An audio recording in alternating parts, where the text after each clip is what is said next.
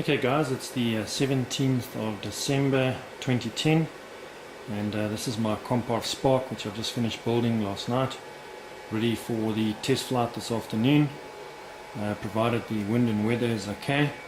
It's a standard kit, standard Spark. To show you on the inside, Futaba R6014 FS 2.4 receiver, and then a power box digi switch which runs off a small LiPo battery, 2-cell 1300 mAh sitting on the side over there. Here's the charging receptacles for the air charging receptacles for the gear, the brakes, and this little pressure gauge. Power is a Stumax fan unit which is tucked in on the inside. I'll turn the aeroplane around now. Castle Creations 160 mAh speed control and Hyperion 45C 4200 mAh 11 cell packs, divided into two 4-cell packs in the nose and one 3-cell pack which is sitting above the intake duct. I made a little plywood bracket to hold the battery. Total weight of the plywood bracket about 6 grams, and that battery can't move anywhere.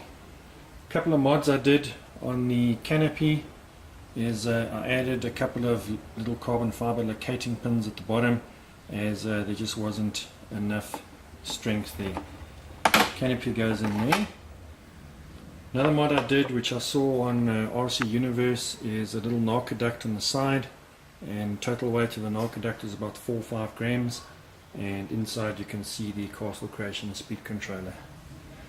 As far as servos go, Futaba 9650 servos on elevators, rudder, as well as ailerons, and propulsion unit inside. You can see the Stumax fan. We'll now turn the aeroplane over, have a look inside, and then we'll put everything together and see how everything works. Okay, here's underneath the Spark, a little bit of blade tape on the nose. It's actually full-size anti-scuff tape, very durable, and if the nose gear ever collapses it should hopefully run on that tape. As far as retracts go, the Tamjets USA retracts, and I made a little separate bracket with direct link to the nose wheel steering servo. That servo is inhibited when the gear is up, so it doesn't work. Inside, it's a standard Comparv ducting. There's all the cables that go to the wing when the wing goes on, and then they all tuck nicely down there when you put the wing on. The brand new Castle Creations, see if I can show you, Phoenix Ice HV 160 amp speed controller. A couple of guys have been blowing the 110 amps in the Spark. I'm not sure if it's due to heat or overloading or whatever. The 160 amp is only a couple of grams heavier than the 110 amp, so I thought I'd give it a try, as I'll probably only be pulling about 80 to 90 amps. There's the narco duct, the mod that you can see, and should provide lots of cooling air to the speed control. And total weight of the narco duct was about 2 grams. Once it was painted and all the extra carbon fiber rovings which you can see in there, total weight probably about 5 grams. Here's a Stumax fan,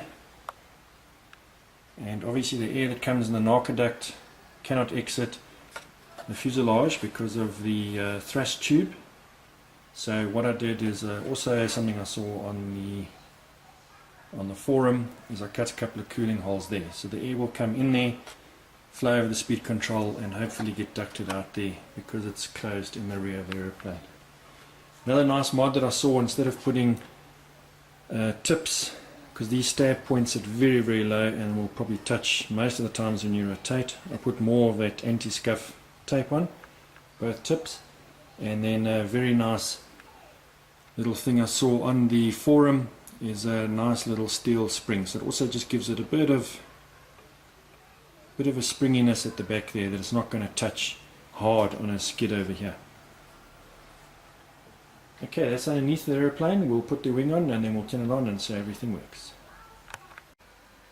Okay guys, here's the finished example of the Spark. Canopy's done. There's no pilot in yet. I do have one, and I'm first going to do the first test flight, get that over, and then put a cockpit in. As I said, Futaba 9650 servos on the elevators and rudder, and been using them in pattern ships for years, and I still think best servo you can actually get for this type of model. Radio I'll be using is the Futaba 12Z. Also been using that for about 4 years now, and has never let me down. To show you on the actual elevator, you can see the precision of the servos always come exactly back to center. Elevators throw a little bit more than specified in the manual, as we live at about 5,500 feet above sea level. Air is a little bit thinner, so a bit more servo throw. Rudder throw, like to do a bit of errors, so basically the maximum we could get. Ailerons, pretty much standard throw as specified in the manual.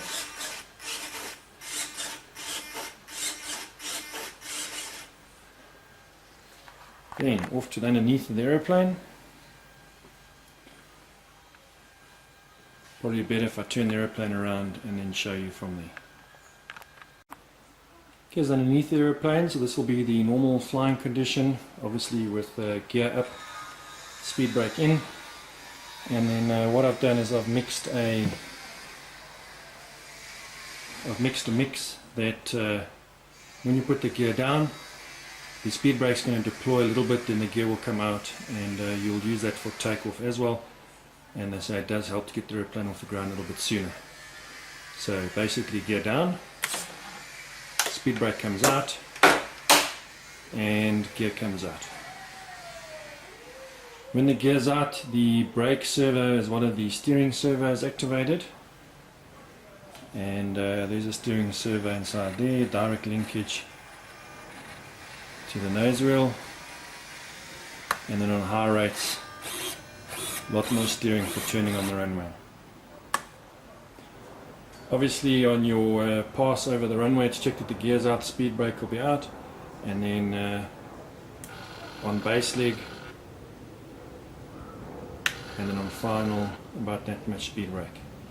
Inside there's a digital Futaba 3152 standard size servo, and all the wiring and everything on the inside there.